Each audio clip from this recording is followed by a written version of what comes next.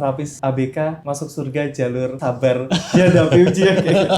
Ini contoh Bang, ini saya pernah digigit nih sama sering lah gitu. Pokoknya kalau ya banyak deh gitu. Luka-luka yang dialami terapis ataupun mungkin guru pendamping itu pasti banyak, ada yang sampai bibirnya pecah tuh ada. Iya, sampai patah tulang kayak gitu tuh ada gitu. Pokoknya kalau kita udah punya bayi usia 6 bulan, coba deh lihat apakah dia punya kontak mata. Ketika kita ngelihat dia, ketika kita interaksi sama dia ngelihat kita nggak sih? Kalau udah 1,5 tahun belum mengucapkan satu kata pertama pun udah, itu harus aware banget sih. Menganalogikan gadget tuh kayak pisau. Pisau tuh bisa dipakai untuk kebaikan dan keburukan. Tapi anak kecil kan nggak boleh main pisau ya. Karena pasti akan ada keburukannya gitu. WeTalks. Sekarang banyak orang tua berterima kasih dengan profesinya. Mengajarkan kita bagaimana mengejar sebuah ketertinggalan dan mengajarkan kita bagaimana bersabar dan juga membuat sebuah deal dengan situasi yang diberikan oleh Allah Subhanahu wa Ta'ala. Bintang tamu kita kali ini adalah alumni Umroh Plus Turki dan juga sudah pernah ke Uzbekistan sama kita, yaitu adalah Kak Naufan Terapi Wicara. Masya Allah. Assalamualaikum. Waalaikumsalam warahmatullahi wabarakatuh. Sehat, brother? Alhamdulillah. Gimana kabarnya, Bang? Luar biasa. Ya, luar biasa pastinya ya. Ini sebelum kita akan masuk ke profesi lo sebagai terapi wicara ya, Van ya. Pertama itu kan kemarin ikut Umroh Plus Turki itu. Betul. Jadi kalau nggak salah tuh di tahun 2023 tuh ya. Mungkin baru Allah berikan rezekinya, mungkin kesempatannya, dan pengen juga sih. Tapi di situ agak bimbang sih, ini mau keluar negeri dulu atau mau umroh dulu gitu. Terus mungkin ada rekomendasi, ya tetap harusnya umroh dulu gitu. Terus cek-cek ketemu WHI, pada akhirnya ada tuh Umroh Plus Qatar gitu. Aku daftar, terus direkomendasiin sama adminnya, oh mending ini aja ada Umroh Plus Turki gitu, harganya lebih terjangkau dan dapat 3 hari lagi di Turki. Alhamdulillah pada akhirnya pilihlah Umroh Plus Turki sih. Itu pertama kali sih itu ke luar negeri dan dapatnya Turki plus umroh ya. Jadi mungkin semuanya tuh dapat lah Bang gitu. Oh, Masya Allah. Benar. Ini 3 hari Turki dulu berarti ya? Iya, baru habis itu umroh. 3 hari Turki plus umroh.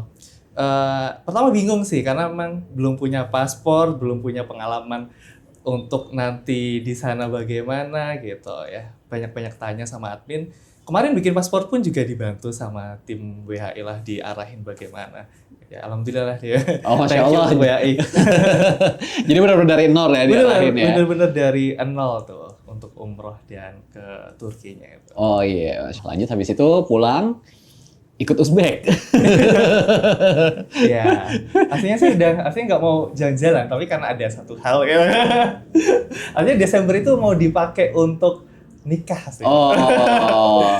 Tapi karena harus ditunda gitu. Cari pelampiasan. Cari pelampiasannya ke Uzbek lah akhirnya. Seneng banget sih kalau ke Uzbek, lebih seneng ke Uzbek dibanding ke Turki sih kalau menurut aku. Oh gitu? Oh Masya Allah. Karena mungkin nggak serame Turki ya Bang ya. Jadi mungkin saya tipikal nggak suka pusat keramaian yang sangat crowded gitu. Jadi kalau Uzbek tuh pilihan mungkin traveler yang mau santai gitu ya. Gitu. Ya dan tata kotanya juga bagus sih. Lebih saya lebih senang di Uzbekistan deh. Kalau ada kesempatan lagi kalau mau Uzbek atau Turki, tetap Uzbek sih. Oh Masya Allah. Padahal tapi lo belum Turki yang jauh kan? Belum sampai ke belum. Kapadokia dan lain sebagainya. Iya, kan? tapi karena udah tahu aduh padatnya, dan mungkin kalau alam Uzbek pun juga keren banget nih. Iya. Karena negara-negara yang belakangnya tan itu udah terkenal alamnya keren banget. Iya. Nunggu nih mungkin kalau WHI ada kayak ke Kirgistan ya. Kazakhstan itu keren banget. Iya, Masya Allah. Tapi Uzbekistan pun di kita masih on hold sih, karena sekarang kan nggak ada penerbangan lagi kan. Uzbekistan Air nggak ada penerbangan lagi direct to Indonesia Uzbek gitu. Jadi kita menunggu, mudah-mudahan terbuka lagi kesempatannya untuk kesana kayak gitu ya, Pan ya. Oke. Move on, kita akan track back sedikit. Pasti ini pencapaian yang berhasil diraih dengan membangun sebuah, kalau nggak bisnis ya karir ya, Van ya. Terapi wicara sendiri itu ada sekolahnya apa nggak sih? Lo harus ngambilnya psikolog kah? Terus habis itu ngambil spesialis dan lain sebagainya tuh kayak gimana? Ya benar, cukup banyak sih Bang pertanyaan seperti itu. Kebetulan kan saya juga punya media ya. Bisa nggak sih Kak aku ikut pelatihan terus tiba-tiba jadi terapis bicara? Jawabannya satu, nggak bisa gitu. Oh gitu. Ya karena kalau terapis bicara itu benar-benar sebuah profesi gitu. Jadi emang kita seorang profesional. Karena kalau profesional berarti mereka harus menempuh bangku pendidikan terlebih dahulu. Gitu. Jadi kita ada kuliahnya gitu. Kita ada kuliah dengan jurusan yang spesifik yaitu jurusan terapi bicara. Jadi kalau mau jadi terapi bicara, kuliahnya bukan psikologi, gitu. Bukan kesehatan masyarakat, tapi memang spesifik terapi bicara. Berarti jurusan S1 terapi bicara? Ya, kalau untuk yang jenjangnya, itu saat ini ada 2 sih Bang. Itu ada Diploma 3, D3, dan Sarjana Terapan, ataupun kita nggak pakai istilah S, tapi pakai istilah D, karena sekolah vokasi ya. Jadi istilahnya D4. Tapi sekarang udah dirubah ke Sarjana Terapan. Gitu. Jadi D3 dan Sarjana Terapan. Tapi gelarnya kalau untuk yang Sarjana Terapan tetap ada S-nya gitu, Sarjana gitu. Oke, Masya Allah. Kita sekarang ngomongin berarti banyak ya, Van ya. Ini kan profesi ini akhirnya lagi boom lah ya di kalangan mungkin new parents dan lain sebagainya kayak gitu. Apakah memang profesi ini tuh dibutuhkan sekali pada masa sekarang ini, yang dimana kita nggak bisa bilang ini penyakit ya, kita nggak bisa bilang ini penyakit karena ini penyebabnya apa Devan? Penyebabnya sebenarnya ini kalau dibilang terapi wicara yang diperbantukan adalah ngomongnya berarti kan, bicaranya kan berarti kan mayoritas terjadi pasti pada anak-anak, iya kan, pada anak-anak. Apa indikasi awal seorang anak ini butuh terapi wicara? Oke. Jadi gini, untuk mungkin di sini pendengar, ini adalah kesempatan yang terbuka lebar banget sih Bang. Kita ngelihat fenomena sekarang kan cukup banyak ya, mungkin individu ataupun anak-anak yang dirasa butuh pelayanan terapi wicara. Nah, itu kalau mungkin kita sebagai awam, kita bisa merekomendasikan misalnya untuk anak-anak SMA yang bingung untuk melanjutkan bangku perkuliahan ataupun jenjang selanjutnya apa, saya rekomendasikan masuk ke terapi wicara. Oh gitu? Iya, karena satu, kebutuhannya besar, ya. Dan jumlah kita masih sedikit dan sangat terbatas. Oh gitu. Jadi ada istilah kalau di terapi wicara tuh nganggur adalah pilihan. Gitu. karena sebegitu dibutuhkan. Iya benar. Karena banyak dari kita itu sebelum wisuda udah dapat tempat kerjaan. Gitu. Oh Masya Allah. Ya, berarti ini kalau ngomong secara profesi ya. Sekarang semua sekolah profesi itu pasti industri ini sekarang sudah terbatas lah. Kita bisa dibilang seperti itu. Let's say travel gitu. Travel ya mungkin berkembang masih banyak gitu ya. Tapi untuk masuk ke situ profesinya ya sebenarnya kita di situ-situ aja kan kayak gitu kan. Dan kita harus benar-benar unggul untuk bisa masuk suatu industri itu. Ini kalau ini malah menganggur adalah pilihan. Iya, benar. Jadi kalau nganggur itu adalah pilihan gitu. Kalau ada terapis bicara yang nggak kerja jadi terapis bicara, ya udah itu pilihannya dia gitu, bukan karena adanya keterbatasan peluang kerja gitu. Kalau ngomongin terapi bicara siapa yang membutuhkan, mungkin banyak dari kita itu kalau dengar terapi bicara aja hanya dengan wicara atau mungkin ngomongnya aja. Tapi kalau ngomongin istilah nih Bang, terapi wicara itu sejujurnya dan realnya itu memang untuk individu dewasa dan anak-anak. Intinya semua kalangan deh gitu. Berarti tidak terbatas hanya untuk anak-anak. Iya, betul banget. Jadi nggak hanya untuk anak-anak saja, tapi semua individu. Intinya satu, terapi bicara menangani individu yang punya 2 problem besar. Satu, komunikasi. Tuh. Yang kedua, yang terkait dengan makan menelan. Betul. Makan menelan? Iya, gitu. Oh. Iya, jadi kalau ada contoh aja ya, misal ada individu dewasa gitu, pasca stroke nih, biasanya kan kesulitan nelen gitu ya. Nah, ketika dihadapkan kondisi tersebut, itu peran terapi bicara masuk. Oh gitu. Ya. Termasuk anak-anak yang misal punya masalah sensori gitu, di oralnya dia, ya tentunya terapi bicara juga menangani hal tersebut. Gitu. Jadi nggak cuma ngajarin ngomong aja, tapi ngajarin gimana caranya makan dan menelan yang sesuai. Gitu. Oh, Masya Allah. Berarti ternyata nggak anak-anak aja. Tapi kebanyakan klien lo sekarang ya, ini apa namanya? Kalau kita ngomong karir pet, biasanya tempat praktek itu kita hunting apa enggak sih, Van? Maksudnya kalau misalkan dokter nih, dokter kan prakteknya kan akan ada klinik atau rumah sakit gitu ya. Betul. Kalau terapi wicara ini ada, kita harus apply kemana gitu atau kayak gimana? Iya. Jadi kalau terapi wicara, kenapa saya sangat rekomendasikan untuk rekan-rekan untuk masuk ke jurusan tersebut, karena ruang lingkup kerjanya tuh luas banget, Bang. Jadi kita nggak hanya terbatas di rumah sakit aja. Gitu. Saya pernah bikin konten, ya lah. Kalau terapi wicara tuh peluang kerja yang sangat terbuka lebar. Terus ada yang komen, tapi kalau di rumah sakit kebutuhannya sedikit gitu. Ya saya pengen jawab, kan kita nggak cuma kerja di rumah sakit doang ya. Kita bisa kerja di rumah sakit, kita bisa kerja sendiri gitu. Kita bisa kerja di sekolah nih, Bang. Bahkan kita juga bisa kerja kayak di panti-panti sosial seperti itu. Dan kita juga bisa kerja yang paling penting, ya kita buka center sendiri gitu. Jadi saya harus katakan ini peluang yang sangat terbuka lebar banget. Oh, Masya Allah. Berarti itu ya, rekomendasinya ke mungkin yang sudah punya anak SMA gitu ya, mau kemana salah satu profesi yang bener-bener blue ocean ya, bisa dibilang masih blue ocean ya, belum banyak dan kebutuhannya sangat banyak soal itu kayak gitu. Betul banget. Kan sering banget ya mungkin abang sebagai tour leader sering tuh ya dapetin ada pasti peserta yang bawa anak yang mungkin entah itu telat bicara. Oke. Nah, sebelum masuk ke situ kita lanjut sedikit tentang profesi ya, Van ya. Berarti itu biasanya jenjangnya sebelum selesai kuliah pun ada tempat praktek, sudah ada tempat praktek kayak gitu, dan itu yang lo lakukan kah? Yang ketika selesai sekolah?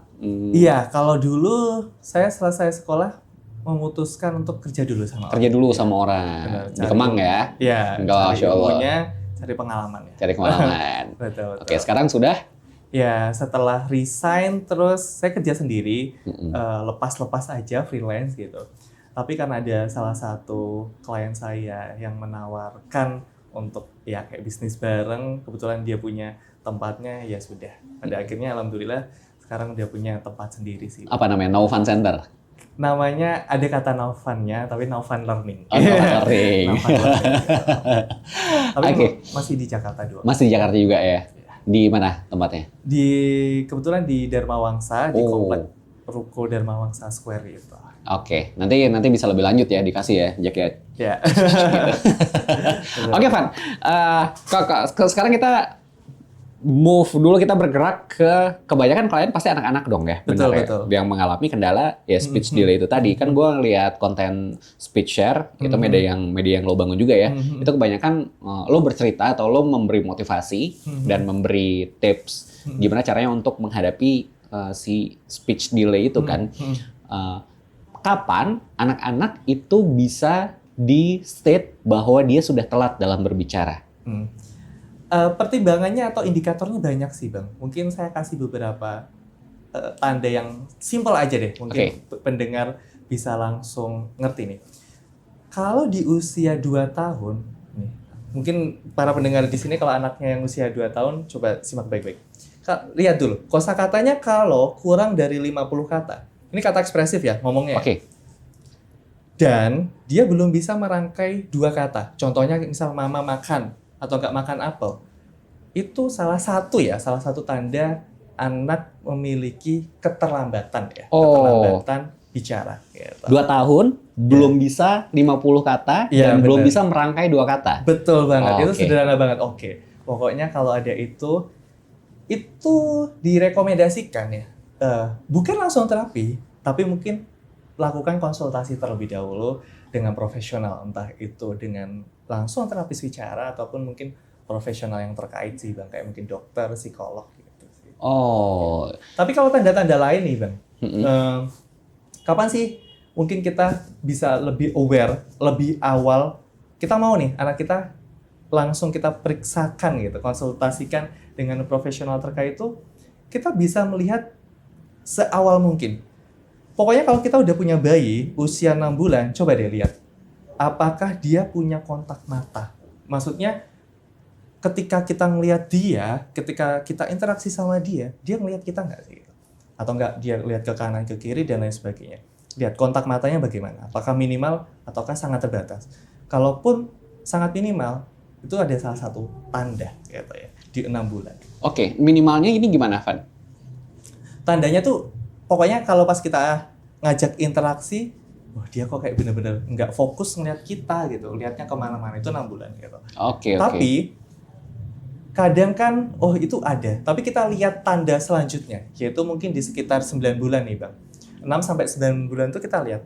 Kadang kan kita sebagai orang tua yang udah punya anak gitu ya, kita pasti ngajak bercanda ya, kita ngajak ngoceh, kita bercandain, kita kritikin dia. Lihat nih, ada nggak sih respon mungkin dia ketawa, respon dia mungkin seneng gitu.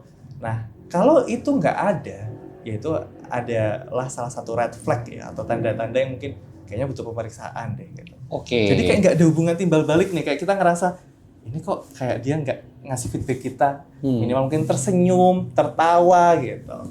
Itu sih mungkin kalau tanda-tanda singkat. Sama satu lagi, kalau udah 1,5 tahun belum mengucapkan satu kata pertama pun, udah itu harus aware banget sih. Oke. Periksain ke terapi bicara. Terapi bicara ya. Berarti ada tahapannya tadi ya, 6 bulan, 9 bulan, sama 1 tahun. Iya. Oke. Walaupun ada tanda lainnya sih, kebanyakan mungkin. Iya. Itu mostly ya tanda-tanda yang Hmm. kebanyakan jadi red flag di usia-usia yang disebutkan tadi ya. Iya. Oke. Sengaja sih saya kasih yang lebih awal karena biar lebih aware nih. Iya. Semakin awal tuh semakin baik sih Bang. Oke gitu. Benar, Oke. Sekarang untuk parents nih, kalau misalkan sudah ada tanda-tanda di 6 bulan, 9 bulan sama 1 tahun, itu sebaiknya langsung ditangani oleh profesional atau ada tindakan-tindakan yang bisa diambil di rumah untuk mereduce itu kan. Bagus banget sih Bang. Seawal mungkin itu bukan tanda kutip kita langsung berikan proses terapi langsung dengan terapis ya. Gitu. Tapi yang penting orang tua tuh mendapat arahan apa yang harus dilakukan, rekomendasi yang tepat yang harus dilakukan seperti apa. Jadi misal ketika kita udah ada tanda-tandanya, langsung ke profesional, ya pasti mereka akan memberikan rekomendasi gitu. Kalau memang usianya masih early gitu, masih awal banget mungkin 2 tahun ke bawah gitu, tentunya akan sulit kita lakukan proses terapi karena mungkin secara kesiapan anak-anak bayi ataupun anak-anak awal kan susah ya Bang. Secara kemampuan kognitif dia kan juga mungkin masih terbatas banget gitu. Jadi seharusnya yang direkomendasikan oleh profesional, orang tua melakukan stimulasi sendiri di rumah. Tapi ya ada programnya lah apa aja yang harus dikerjakan sih. Jadi nggak harus selalu terapi kalau untuk di usia segitu. Oke, jadi alangkah lebih baiknya tetap berkonsultasi dengan profesional. Benar. Nanti diberikan semacam langkah-langkahnya. Iya betul. Wah, sistemnya harus seperti ini gitu. Benar. Oh, gak usah kan itu sih Bang. Mungkin keponakan saya itu saya lihat kemampuan bicaranya tuh kadang telat gitu.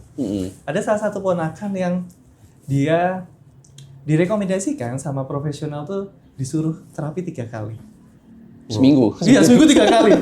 Karena saya terlalu bicara, omnya saya tahu. Nggak perlu. Kenapa nggak perlu? Karena ini cuma delay atau telat aja. Karena saya sudah punya pertimbangan matang, oh ini nggak punya masalah jangka panjang, nggak usah terapi. Terus sekarang gimana? Apakah masalah? Enggak. Gitu. Jadi tentunya pemberian rekomendasi terapi, ya pertimbangannya harus kuat. Pastiin anak ini tuh benar-benar butuh gitu. Oke. Tadi ada kata-kata bahwa ini tidak akan berdampak jangka panjang. Memang ada yang berdampak jangka panjang, Van? Iya. Kadang kan pertama kita ngelihat cuma sekedar speech delay ya. Kok belum ngomong dan lain sebagainya. Nah, itu adalah sebuah tanda ataupun gejala. Oke. Nah, jadi speech delay itu tuh bukan sebuah diagnosis gitu. Tapi adalah sebuah gejala. Kayak analoginya tuh batuk ya. Batuk kan bukan penyakit ya, tapi gejala gitu. Nah, speech delay ini kalau dimiliki oleh anak-anak yang punya gangguan nih, contohnya autism, gitu, gangguan bahasa perkembangan, ADHD dan lain sebagainya. Kalau tidak ditangani gitu, ya tentunya kemampuan bahasanya akan sangat jauh tertinggal gitu. Tapi ini mungkin pertanyaan yang sering banget diajukan. Itu akan bisa ngejar nggak sih gitu? Kalau sama, itu mungkin akan sangat sulit gitu. Karena gini, sifatnya gangguan itu tuh menetap gitu. Jadi kayak ADHD, ASD itu akan menetap gitu. Masalah itu tuh akan menetap. ADHD ini adalah ADHD itu individu yang punya gangguan pemusatan perhatian dan ya kadang kita ngelihatnya hiperaktif gitu. Seperti itu. Kepanjangannya apa? Attention deficit hyperactive disorder. Oke. Ciri paling kenceng dari sini adalah dia hiperaktif ya. Ada anak yang cuma hiperaktif doang bang, tapi atensinya nggak masalah. Tapi ada juga anaknya nggak hiperaktif, tapi mungkin kesulitan nih ketika fokus atau mengerjakan sebuah tugas untuk selesai itu kadang sulit gitu. Jadi tandanya cukup banyak banget sih.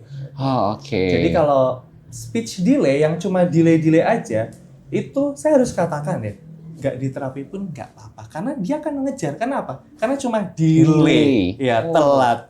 Tapi harus dengan pertimbangan yang benar-benar oleh profesional yang berkompetensi dan benar-benar matang ya. Tapi kadang kan kita bingung, ini delay atau ini gangguan? Nah, kalau yang gangguan tadi itu tetap kok sifatnya menetap, tapi setidaknya misalnya kalau kemampuan dia usianya 5 tahun, Bang. Anaknya misal usia 5 tahun, tapi usia bahasanya itu setara 2 tahun. Seharusnya kan usia bahasanya dia 5 tahun kan gitu. Dengan tujuannya terapi itu meminimalisir gap-nya, ketertinggalannya. Yang tadinya 2 tahun, setidaknya mungkin jadi 4 tahun gitu. Jadi mungkin walaupun ketinggalan 1 tahun, setidaknya itu udah lumayan banget kan gitu, kita ngejar ketertinggalannya. Oke, sekarang pertanyaannya ada lagi nih berarti nih. Topik tadi udah dikembangkan. Gimana ngebedainnya antara dia cuma delay atau dia punya gangguan-gangguan yang lain itu, Van? Iya, benar. Ini pendengar harus simak banget gitu.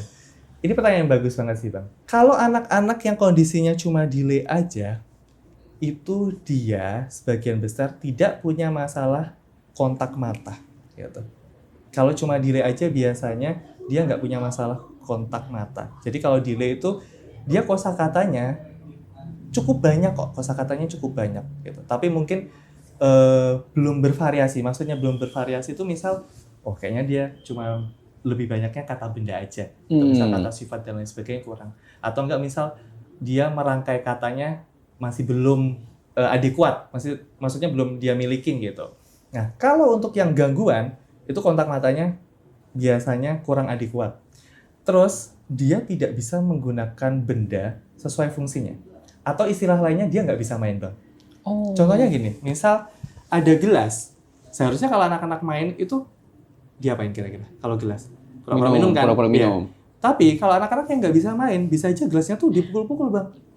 Atau nggak cuma kayak diliatin terus-menerus. Gitu. Atau nggak mungkin dia nggak bisa berpura-pura. Gitu. Nah, kalau kontak mata bermasalah, kemampuan bermain bermasalah, itu saya mengkategorikan anak ini lebih punya kondisi disorder atau gangguan. Terus ada tanda lainnya sih. Mereka kesulitan untuk menggunakan gestur, Bang. Maksudnya ketika mau sesuatu, kadang kan kita ngomong sambil menunjukkan, buku yang itu loh, gitu. Nah, kalau mereka menggunakan gestur ini nggak bisa.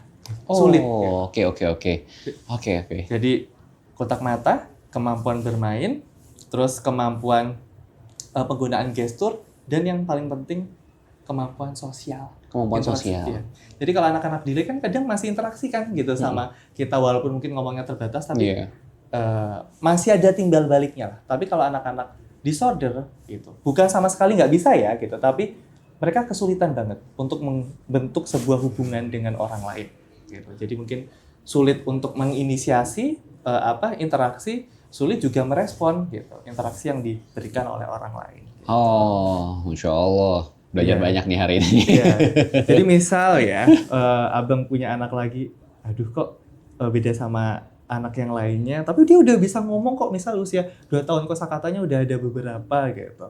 Ya, tapi nggak punya masalah-masalah yang tadi, kontak mata aman, bermain aman, terus penggunaan gestur aman, pemahaman juga bagus gitu.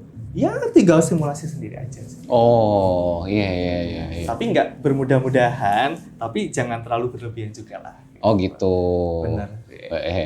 Masya Allah. Oke. Ada nggak, Van? Berarti kan ini sekarang udah praktek, udah lumayan lama ya, udah 4-5 tahun.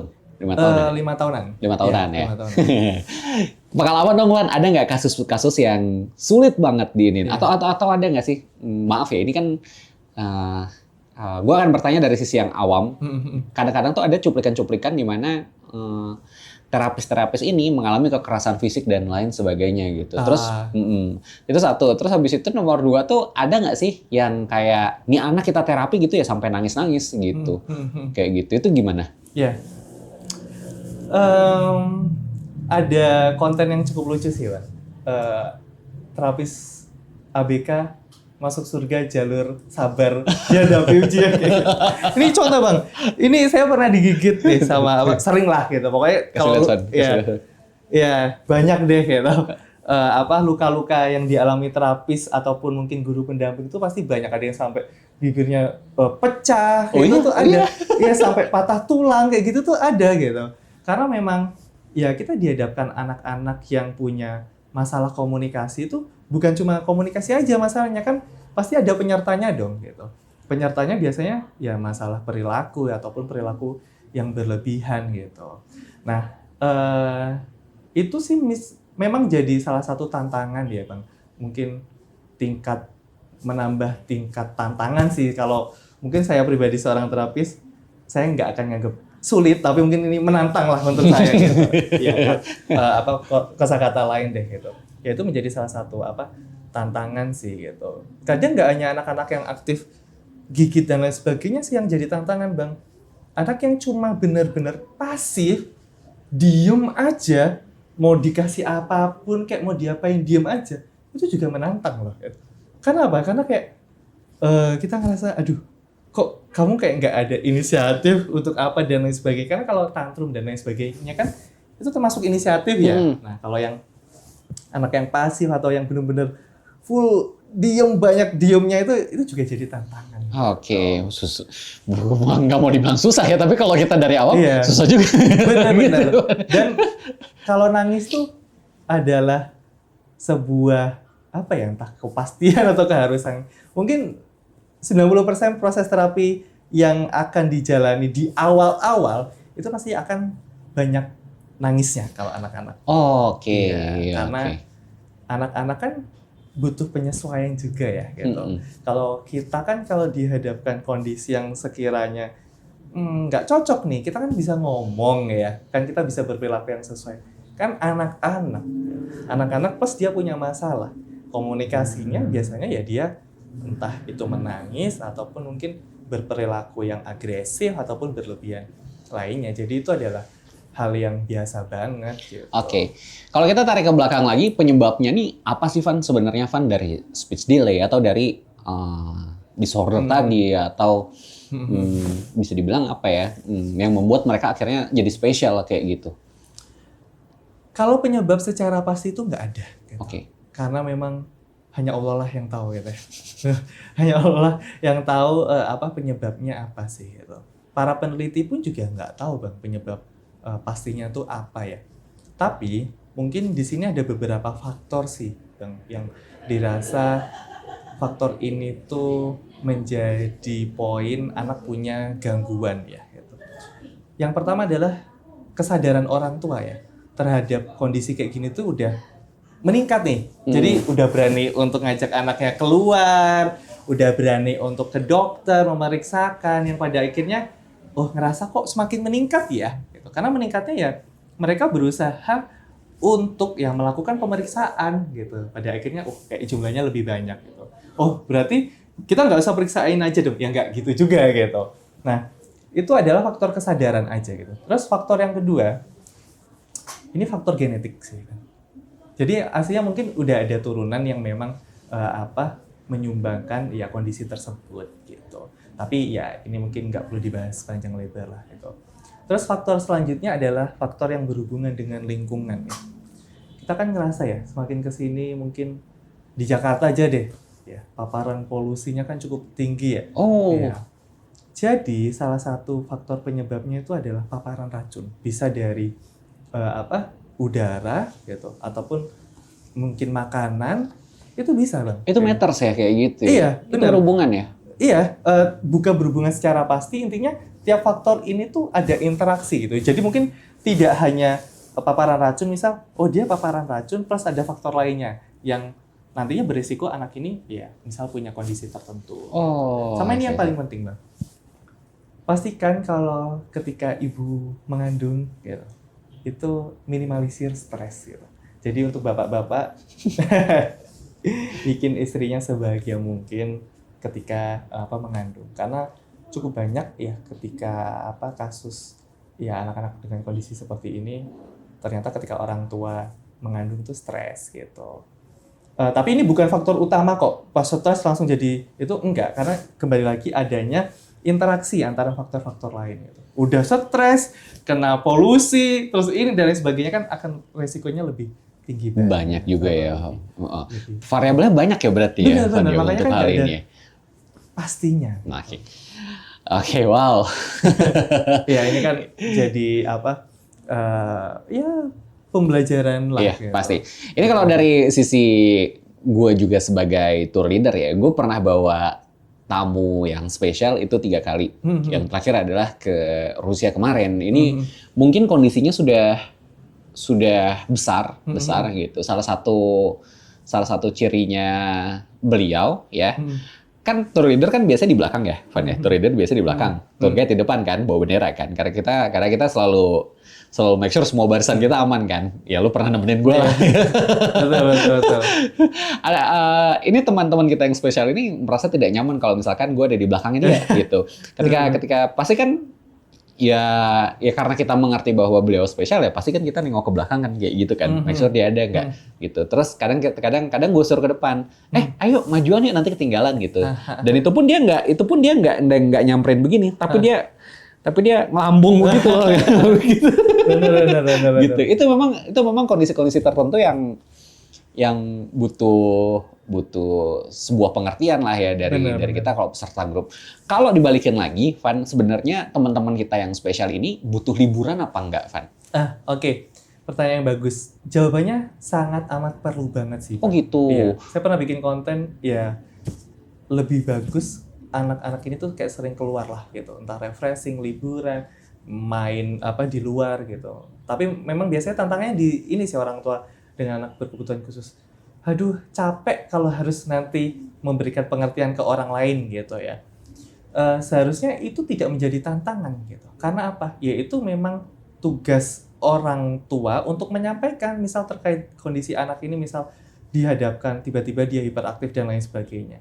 Tapi seharusnya kalau misal anak ini tanda kutip sampai mengacaukan lah gitu ya, dia aktif kemana-kemari dan lain sebagainya, ya harusnya itu kita tangani Bang gitu. Nggak kita biarin, misal kita ajak main keluar, kita lepas tuh enggak. Ya harusnya kita ajarin untuk dia berperilaku gitu. Misalnya, ketika di beberapa kondisi, harusnya tuh kamu nggak lari-lari, kamu nggak pegang-pegang ini dan lain sebagainya. Ya kita arahin dong gitu.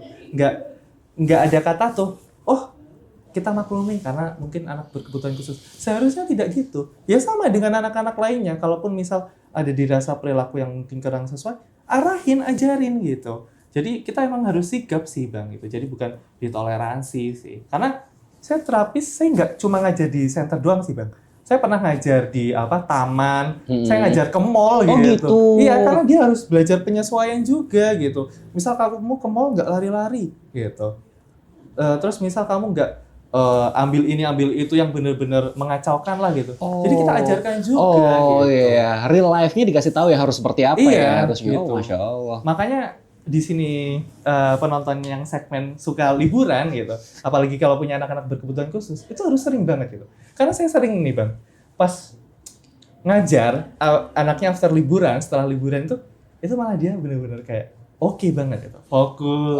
Masya Allah. Gitu. Karena emang manfaatnya banyak gitu. Kan ketika liburan mereka akan observasi ya gitu, lingkungan sekitar, melihat hal-hal baru.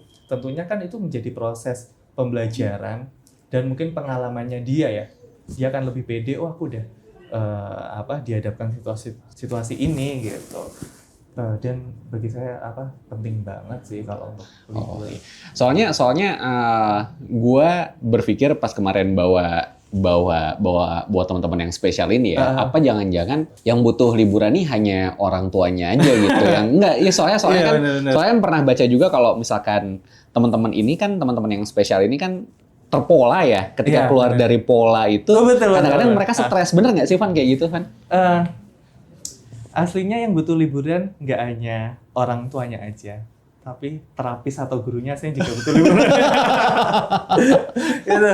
Karena kita juga stres banget ya, karena hampir tiap hari berhadapan dengan mereka. Nah, betul banget Bang. Jadi ada beberapa anak itu yang punya karakteristik, dia punya pola dan minat yang terbatas. Gitu. Artinya apa? Kalau dia udah terbiasa dengan satu pola tersebut, rangkaian tersebut, ketika dihadapkan satu hal baru, tentunya ada beberapa bentuk perilaku yang dia munculkan. Misalnya, ya dia gelisah, cemas, tantrum, meltdown, dan lain sebagainya. Karena terbatas, dia biasanya melakukan hal tersebut. Gitu. Jadi, benar juga, gitu. Tapi, bukan berarti nggak kita kenalkan hal baru, lingkungan baru dong. Gitu. Jadi, itu bukan menjadi sebuah alasan, oh yaudah deh, anaknya nggak saya ajak jalan-jalan dan lain sebagainya. Malah yang jalan-jalan itu menjadi proses pembelajaran dan pengalaman untuk anak. Gitu. Oh. Ya jadi kan anak nggak boleh kaku, nggak boleh rigid. Jadi dia harus fleksibel. Ya. Kamu tuh besok bisa aja ke sini, besok bisa aja ke sini dan lain sebagainya. Tapi semuanya ada strateginya sih, Bang. Biar apa? Ya anak ini ketika liburan harapannya ya sesuai harapan kita lah, lancar. Lebih fresh ketika balik lagi juga belajarnya juga terbukti lebih fokus kan, Van, kayak gitu. Oke, kalau dari kita as a travel gitu, terus habis itu gua spesifik as a tour leader. Karena memang apa sih sebenarnya yang harus kita persiapkan kalau misalkan ada parents yang alhamdulillah mereka ini teman-teman kita traveler yang ikut WI sudah bilang gitu bahwa maaf ini saya bawa anak saya spesial lah gitu, berkebutuhan khusus lah gitu. Mereka alhamdulillah terbuka gitu, dan kita ya sejauh ini ya gue sebagai tour leader ya baca-baca aja gitu kan apa yang sebenarnya harus kita prepare dan lain sebagainya gitu ya. Lalah satunya adalah ngobrol sama parents dari orang tua tersebut gitu kan. Ini gimana gitu, cara handlingnya gimana dan lain sebagainya. Kalau dari terapi sendiri ada nggak tips yang harus memang kita persiapkan untuk jalan-jalan dengan anak-anak yang spesial atau anak berkebutuhan khusus itu? Iya, ini menarik banget nih untuk pendengar menerapkan hal ini ya Bang ya. Jadi mungkin ini untuk orang tua terlebih dahulu ya. Saya bisa memberikan beberapa rekomendasi agar liburan orang tua bersama anak-anak berkebutuhan khusus harapannya itu menyenangkan dan lancar ya gitu. Harapannya seperti itu. Tapi ini saya disclaimer juga bahwa mungkin tips ini tuh tidak hanya untuk anak-anak ABK saja, tapi kita bisa terapkan juga kok untuk anak-anak tipikal ataupun yang nggak punya masalah lainnya gitu. Jadi yang pertama Bang, orang tua tuh harus mengkondisikan anak. Yaitu pertama adalah sounding ke anak, Bang. Gitu. Maksudnya sounding ke anak tuh gitu. Kita tuh harus kasih tahu anak kita mau kemana. Gitu. Nggak tiba-tiba besok kita ajak misal ke Singapura. Gitu. Nggak bisa. Misal analoginya kayak abang misal contoh aja ya. Misal ada orang punya kecemasan gitu. Tiba-tiba diajak sama temennya ke suatu tempat tapi nggak dikasih tahu. Kira-kira bakal cemas banget ya. Okay. Cemas banget ya. Begitupun juga mereka gitu. Jadi di sounding dulu, dikasih tahu dulu. Kita mau pergi kemana, kapan, bersama apa, naik apa, dan lain sebagainya. Tapi kan mindset orang tua, kan anaknya nggak paham. Gitu. Nah itu mindset yang salah Bang. Oh gitu. Kenapa? Iya kalau nggak paham, nggak tahu ya dikasih tahu makanya gitu. Kalau nggak tahu dikasih tahu, kalau nggak paham ya kita kasih paham gitu. Jadi oke, kasih tahu, dan kasih taunya itu saya rekomendasikan mungkin H-7 deh. H-7 sampai hari H. Jadi berkali-kali kita sampaikan. Jadi kita bakal pergi ke ini dan lain sebagainya gitu. Apa sih tujuannya kita ngasih tahu? Biar ada mental set ataupun gambaran di otak anak. Oh iya, aku bakal ke sini, aku bakal naik pesawat gitu. Pesawat nanti rame dan lain sebagainya gitu. Dan di sounding itu tempatnya apa dan perilaku apa yang harus anak lakukan. Misal kamu jangan teriak-teriak ya gitu. Misal kamu tidak lari-larian ya gitu. Misal kamu tidak dan lain sebagainya yang tidak kita harapkan gitu. Misal kamu kalau ngerasa capek, kamu bilang gitu, kasih tahu gitu, dan lain sebagainya. Jadi kita kasih sounding terlebih dahulu itu berulang-ulang. Itu apa yang nggak boleh dan apa yang seharusnya dia lakukan. Kamu kalau misal tidak teriak, kamu bagus, good job banget. Gitu. Nah, kan anak akan termindset, oh ini perilaku yang harus aku lakukan ya, gitu. Sama aja kayak misal abang diajak sebuah tempat, dikasih tahu kamu harus gini-gini dan lain sebagainya ya, gitu. Kan abang pasti akan melakukan. Oke. Jadi itu sounding itu penting banget gitu, dan itu bukan hal yang remeh, tapi ini penting banget. Dan yang paling penting adalah ya prepare keperluan barang mereka. Oke, satu di sounding kita mau kemana, terus habis itu prepare barang-barang spesifik dia. Contohnya, mungkin ada anak-anak yang sensitif nih bang terhadap suara gitu. Jadi misal dia butuh headphone mungkin di pusat keramaian, di pesawat gitu. Jadi biar meminimalisir ya suara-suara yang mereka tidak inginkan gitu. Terus sama mainan. Ya, mainan? Bener. Mainan mungkin bisa aja mainan buku atau mungkin ada lembar kerja aktivitas ataupun mainan-mainan sensori sih bang. Jadi mungkin mainan sensori yang bisa dia remas-remas, kan dia cemas tuh ya. Ya dengan cara meremas-remas itu tuh bisa meregulasi dirinya gitu. Jadi mungkin harapannya biar lebih tenang dan lain sebagainya. Jadi kira-kira apa yang dibutuhkan anak untuk dia lebih tenang gitu. Sama yang selanjutnya yang penting latihan. Iya, latihan liburan juga. Jadi misal mau naik pesawat, oke kita ajak ke bandara dulu. Biar dia terbiasa kan ya. Ya, latihan, terbiasa gitu. Dengan lingkungan kayak gini. Mungkin tempat-tempat yang mirip deh gitu. Misal pusat keramaian yang mana, udah sebelum ke sini coba kita ajak dulu gitu. Mungkin Hamin 2 minggu kita ajak gitu. Itu jadi kan latihan juga ya. Latihan untuk orang tua gimana handle-nya, dan latihan juga untuk anaknya gitu. Dan ini yang menurut saya ini opsional sih, kondisional sih bang. Jaga pola makan anak. Jaga pola makan. Iya. Maksudnya tuh gini. Kita aja kalau kebanyakan gula tuh kadang aktif.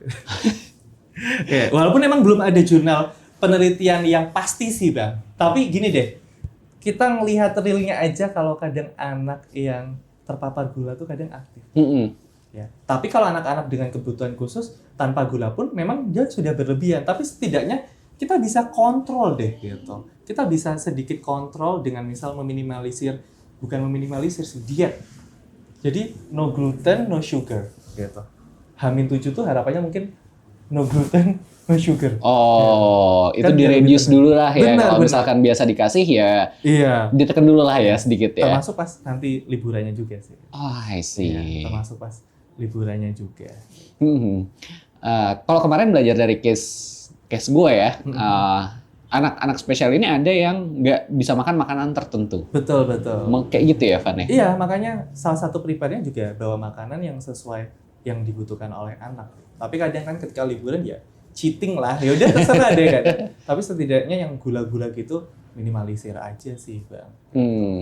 Sama ada satu hal yang memang harus dilakukan oleh orang tua adalah ya konsisten untuk menerapkan hal semua tadi. Jadi nggak asal. Oh ya, ini untuk meminimalisir hal-hal yang tidak kita inginkan ketika di sana.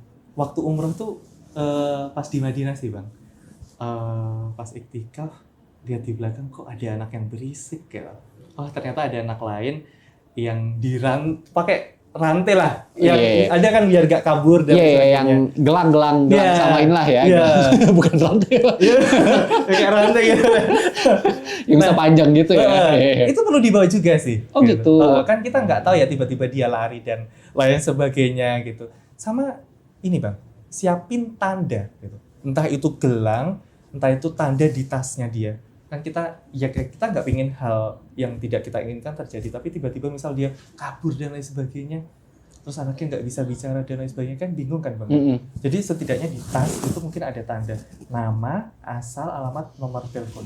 Oh, sebagai kalau di militer tuh kayak kalung gitu lah. Betul, ya, kayak kita kalau kayak umroh ada siskopatu. Ya, siskopatu lah. Oke, gitu. Masya Allah. Itu penting banget. Nah, sekarang kalau dari pihak travelnya apa yang harus dilakukan? Kasih video ini untuk peserta yang mau gabung. Oh, jadi udah ada gambarannya ya, gitu, apa aja gitu. Sama opsional sih. Mungkin di sini nanti siapin visual stories ya, atau enggak gambar-gambar sih, Bang. Jadi misal ada gambar kartun yang mungkin itu gambar contohnya tuh tidak nangis. Nanti mungkin aku kirimin contohnya kayak gimana. Oh, Masya Allah. Ya, jadi misal tidak nangis, tidak teriak dan lain sebagainya. Jadi kan mereka tuh kadang sulit memproses ketika cuma kita kasih tahu tidak nangis, tidak apa gitu. Tapi kan kita ngomong dan kita kasih bantuan gambar, oh aku harus kayak gini ya gitu. Jadi mungkin di bandara tidak nangis ya gitu. Kamu harus tenang gitu. Siap. Kan pihak travel support ya gitu. Alat peraga ya jatuhnya. Iya benar. Kan mungkin dari tablet kayak dan lain sebagainya kan bisa banget ya kan. Dan paling penting juga gini sih. Yang saya sampaikan adalah bukan berarti anak-anak berkebutuhan khusus pasti punya perilaku yang mungkin bermasalah, tidak gitu. Ini hanya untuk anak-anak yang misal punya itu saja gitu. Dan ini juga bisa diterapkan kembali lagi untuk anak-anak tipikal. Ada kok anak-anak special need yang aman-aman aja kok, banyak juga gitu. Ya, tapi tetap mau aman nggak aman, step-step kayak gini, cara-cara kayak gini tetap harus kita lakukan. Insya Allah lebih works juga ya untuk liburan kita yang lebih nyaman pastinya kan. Bener. Karena tadi lo udah bilang, bukan cuma anaknya aja, bukan cuma orang tuanya aja, terapisnya juga butuh liburan. Iya, bener banget ya. Jadi kan jangan sampai pas liburan malah stres. Ya stres, aduh. Mau liburan malah tambah stres ya. Iya benar, karena banyak kok Bang tantangan kayak gitu. Jadi saya punya partner terapi bicara juga. Kliennya tuh sampai diajarin, orang tuanya sampai disuruh kamu siapin snack, terus ada pesannya gitu. Halo, misal saya Bobby, saya punya kondisi ini, mohon maaf ya kalau misal saya mengganggu. Jadi itu dikasih mungkin peserta lain, itu bisa dikasih ke ketika di pesawat kalau yang pas diteriak kan mungkin bisa ngasih ke bisa ngasih ke krunya juga ya, flight attendant-nya juga jadi awas ya mereka ya tapi soal kalau kondisi untuk pas naik tersebut. pesawat harus disampaikan sih, biasanya kan nanti bakal ada tanda khusus sih gitu. Oke, siap. Oh gitu, luar jadi, biasa. Ini setelah teman-teman nonton semua pasti ada timbul pertanyaan nih. Kalau kebanyakan gadget gimana Kak Nova? Apakah memang ada? Ini sebenarnya balik ya. Setelah liburan kan pasti teman-teman pasti nanya ini kan. Soalnya ya realitanya sekarang banyak parents yang kadang-kadang butuh sedikit me time lah gitu. Kadang walaupun gadget itu sudah dibatasi, sudah diminimalisir, tapi kan ada kadang-kadang mungkin ada 1-2 hal yang kayaknya aduh ini butuh distraksi sedikit nih untuk nyelesain ini nih kayak gitu. Nggak apa-apa kok penggunaan gadget untuk anak usia 2 tahun ke atas ya gitu. Tapi kan me time orang tua kan bukan 5 jam ya. Bukan 6 jam ya. Harusnya kan mungkin kalau punya ngasih gadget ya setidaknya misalnya gitu ya. Ya 30 menit gitu.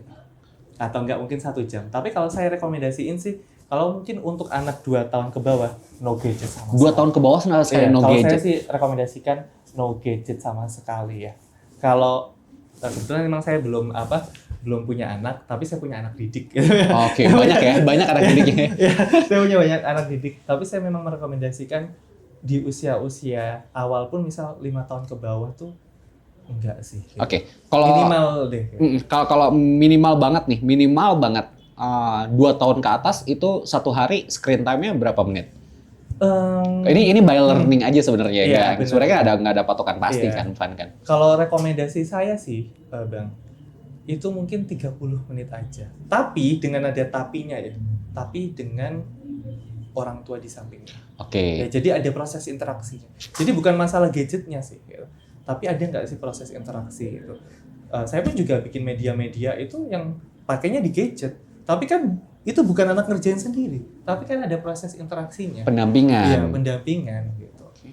Jadi kalau untuk saya pribadi berusaha untuk kayak benar-benar menghindari gadget karena ya mungkin anaknya nggak speech delay.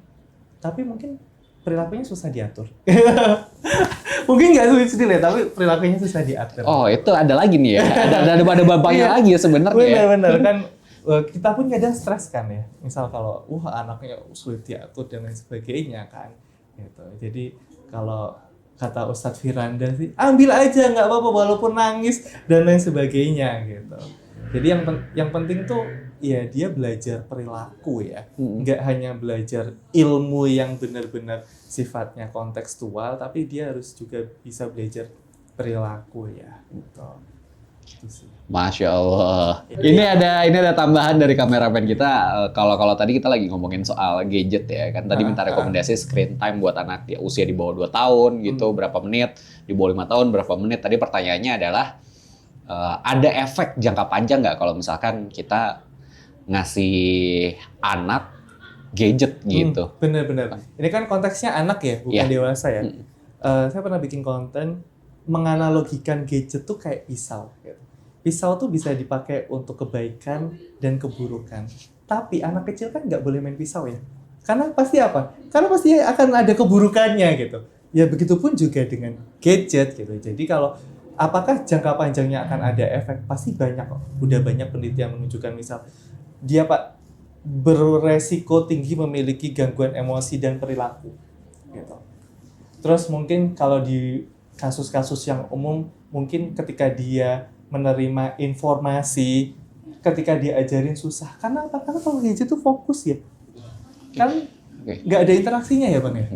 Iya. Itu overstimulus apa gimana sih Pak namanya? Iya, bisa overstimulus, bisa aja terlalu fokus banget gitu terhadap hal tersebut. Jadi ketika dia terlalu fokus terus mengabaikan stimulus ataupun informasi dari luar, ya kan dia akan terpola. Jadi ada emosinya terganggu, emosi dan perilaku, terus ketika mempengaruhi ketika dia akan menerima informasi atau proses pembelajaran baru, dan ya yang kasus umum masalah bahasa bicara sih. Jadi enggak deh. Karena saya pernah satu bangku pesawat sebelah saya. Ini kebetulan dia tim salah satu media besar juga sih. Oke. Dia anaknya 2 tahun dan saya lihat ini kemampuannya itu Masya Allah luar biasa banget. 2 tahun berceritanya udah oke, artikulasinya udah oke gitu. Jadi mungkin salah satu anak yang ya Masya Allah tabarakallah tuh kemampuannya bagus banget. Ya ibunya cerita lah gitu. Nggak pernah saya kasih gadget sekalipun. Ya karena dia udah berpengetahuan ya. Karena kan kerja di sebuah media yang itu tuh media sebagai informasi untuk orang tua, wajar gitu. Dan begitu pun kebalikannya. Anak-anak yang banyak gadget yang saya lihat banyak mungkin yang ketika ngomong artikulasinya mungkin agak berantakan walaupun memang masih dalam tahap perkembangan sih Bang. Tapi kan kalau lebih cepat dia ngomongnya lebih oke kan lebih bagus kan. Oke. Iya, Masya Allah. Ini kalau buka sesi tanya jawab di komen kayaknya bakalan ada sesi 2 nih Van nih. Benar. Kalau misalkan teman-teman mau ngobrol-ngobrol sama Novan, nanti kita akan share kontaknya ya. Dan ini insya Allah nanti di collab juga nih sama Speedshare. Nah, nanti teman-teman bisa kontak Kak Novan dari sana kalau misalkan mau ngobrol-ngobrol lebih lanjut. Siapa tahu mungkin ada di antara teman-teman yang punya anak sudah mengalami tanda-tanda yang diberitahukan tadi ya sama Novan di podcast kita. Oke, kalau gitu jazakumullah khairan. Boleh dong promosi WHI dong. Dari alumni nih ya, Umroh plus Turki sama satu lagi adalah ke Uzbekistan. Oke, salah satu pertimbangan untuk kalian memilih travel adalah pastikan kita yang sebagai seorang muslim ataupun muslimah itu memilih ataupun kita makan atau sesuatu yang kita konsumsi itu yang halal gitu. Nah, ya insya Allah saya percaya dengan WHI karena berusaha untuk menjaga kehalalan makanan yang diberikan kepada peserta. Dan selain itu, ya ini salah satu pertimbangannya tour leadernya muda-muda. Gitu. Jadi lebih mengayomi, ya, lebih gercep. Jadi mungkin teman-teman saya rekomendasikan untuk jalan-jalan bersama WHI. Gitu. Masya Allah. Baik, jazakumullah khairan, wabarakatuh Van, sukses terus. Terima kasih. Jangan kapok ya kalau kita undang lagi. Santai, senang kok berbagi. WHI Tour and Travel, jalan lebih tenang.